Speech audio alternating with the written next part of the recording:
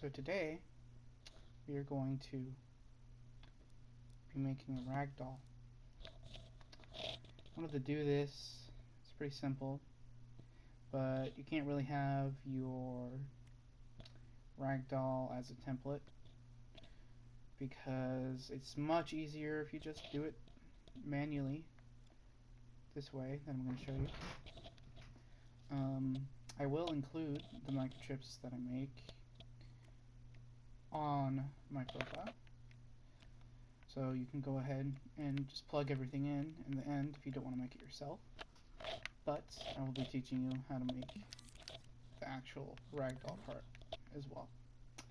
So what you need to do is scope into the puppet, and you want to select everything except for the little logic stand at the bottom.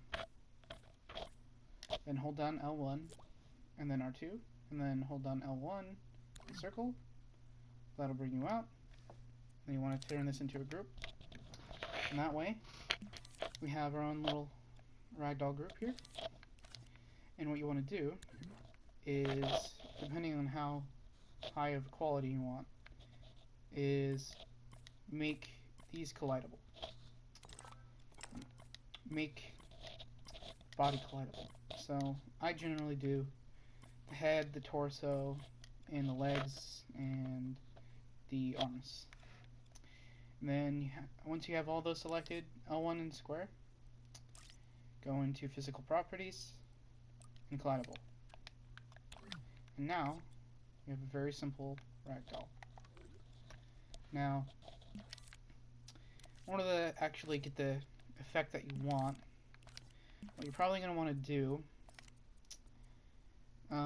depending on what you want, like if you just want an enemy to die, fall over, then you don't really need the fall this part. But if you want, for example, a player to ragdoll for physics and then get back up, what you probably want is something like this.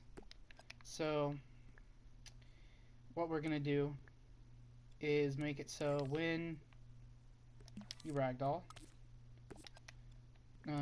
so when you go ragdoll, this happens. But if you want something per se to get back up, what you want to have is input here that says like destroy.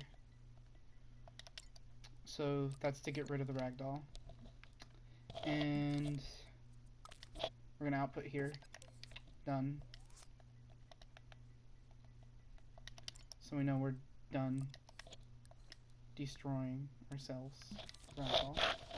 And when you destroy, it will do something like this. Actually, you can just do this. Go in here, and then you want to keyframe everything, like the position of everything.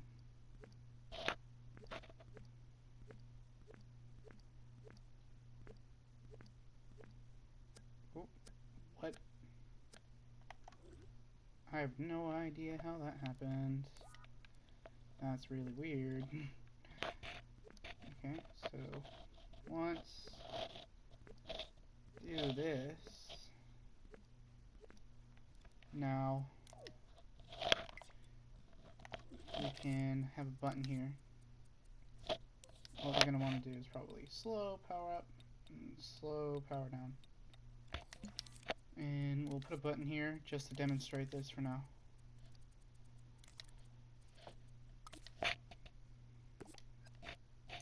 Turn that off.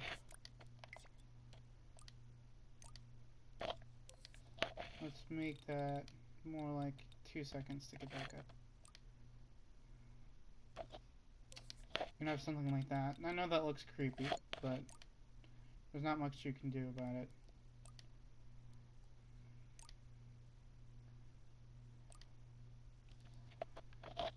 That's a big oof. So yeah, that's what we can have with that. So For the ragdoll itself, I'm going to put down a counter here just to toggle this on, and then we'll have a timer that takes the same amount of time as this, so 1.5 seconds. And when this is on, we'll do that, and that will be done. And we will also destroy ourselves when we are done getting back up.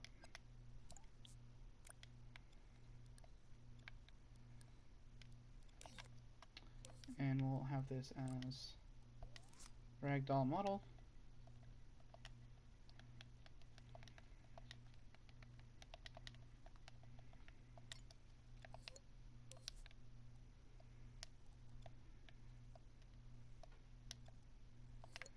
Alright. So now when the ragdoll spawns, it'll do that. And then if we want it to die, like we want to get back up, it does that. Boom, gone. Or we're gonna rename this from destroy. Let's say get up. And this can be destroy. And this will be instant.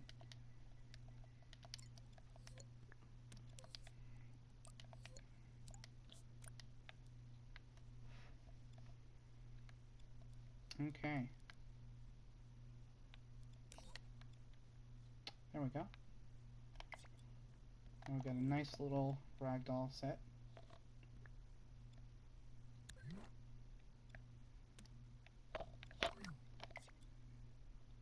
You can put it on the ragdoll itself so it's easier to see.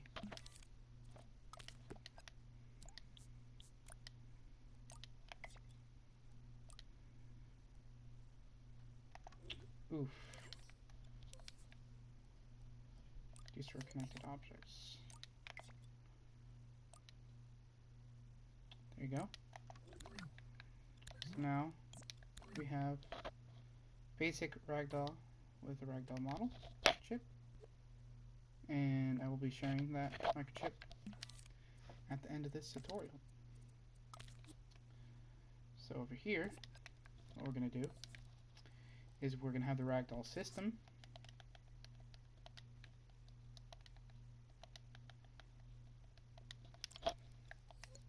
and we are going to have it white. Now what we first want to do is either find a way for us to ragdoll. So we're going to just have this ragdoll.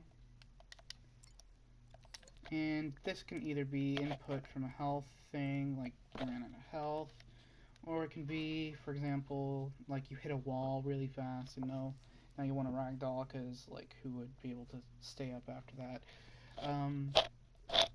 So we're going to take this input and we're going to use it to our advantage. And we're going to put down this, and this is an output, and we're going to have it as visibility for the actual player. So with this, basically, immediately we're going to hook up a NOT gate to it. And I'm going to use that over here because we don't want to be able to move if you are ragdolled. So one important thing is to do this, not ragdolled.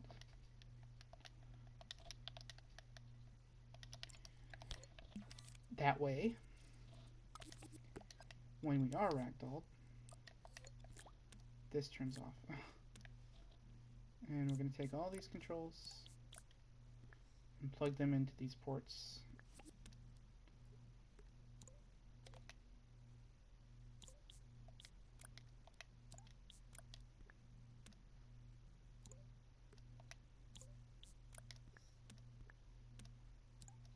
Okay. And then we're going to take all these ports, our nodes, they're called nodes in Dreams. I keep using the Little Big Planet terminology, but they're called nodes. And when this is on, it will have controls. So, not Ragdoll. Then we have this, Ragdoll, visible. So, this will also tell us if we're visible, which is right here under physical properties of the puppet. Cool. And then we don't need that because this is not gonna follow you.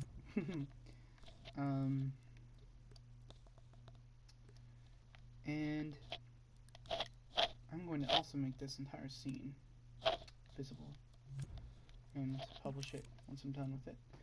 So what we're going to do is we're going to make a, let's just do a counter for now. So this is toggle. So this will make us Ragdoll, and this will make us unragdoll.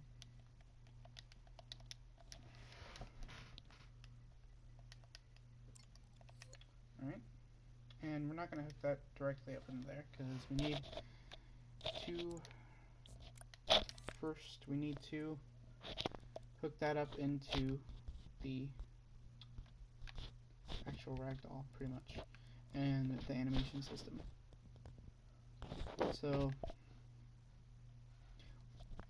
what I'm going to do is I'm going to connect this up to a pulse.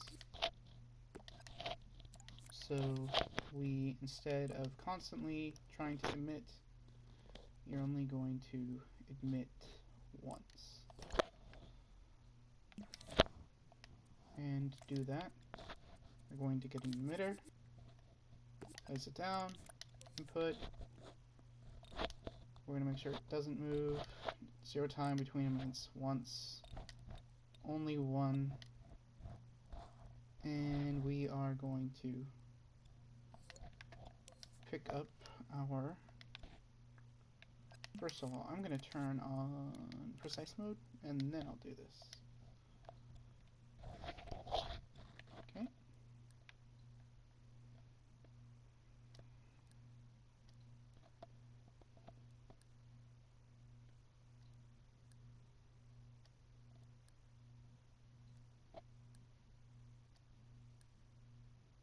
Alright, so that's pretty close.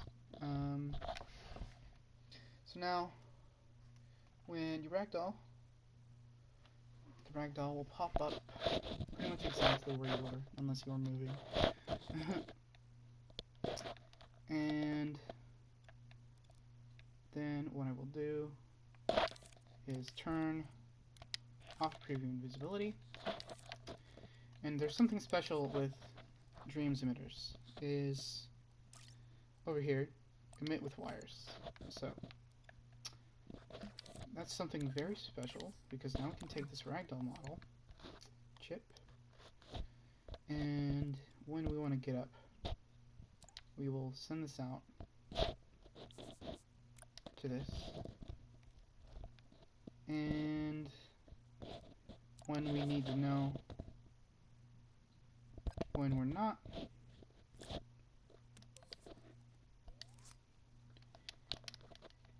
on the ground anymore, and we are awake, and we are up, then we plug that into here.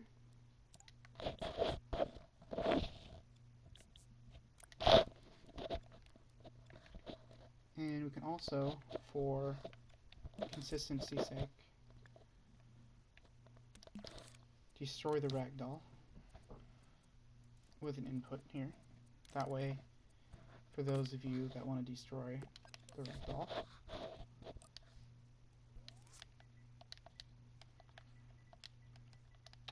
it's easily done in the microchip. And that can be just a straight up direct passage. We only want to have that so it's easy to emit with the wires. And then done with that. Over here, let's see how this works. So unragdoll, destroy ragdoll, and then unragdoll is done. So we are going to reset this when this is done. And that way we should be able to see the results. Really simple, actually. Just got a lot of wires going everywhere, unfortunately. That's the only downside so far. Unragdoll, destroy ragdoll, okay. So, what we're going to do now is make it so when the player dies, instead of going to a checkpoint, we are going to ragdoll, and then we will respawn.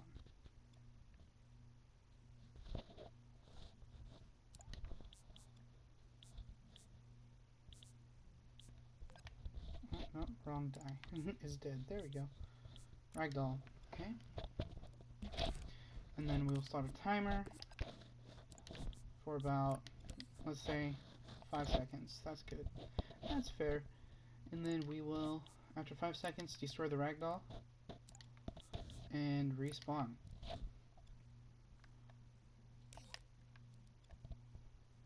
So now, if we get something like some lava in here, we just reset the tags.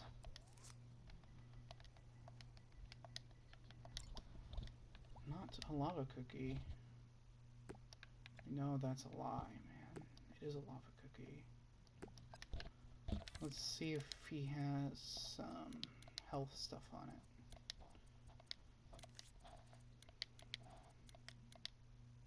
Nope, no health stuff, so we will place that down ourselves. Health modifier.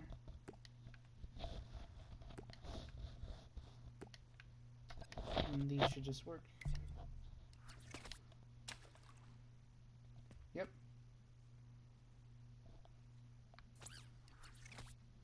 Not sure why I went flying, but there you go.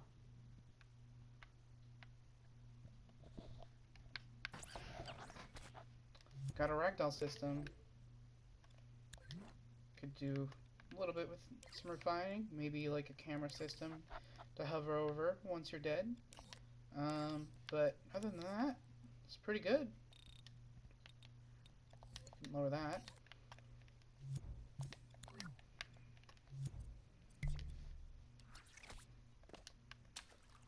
Dead.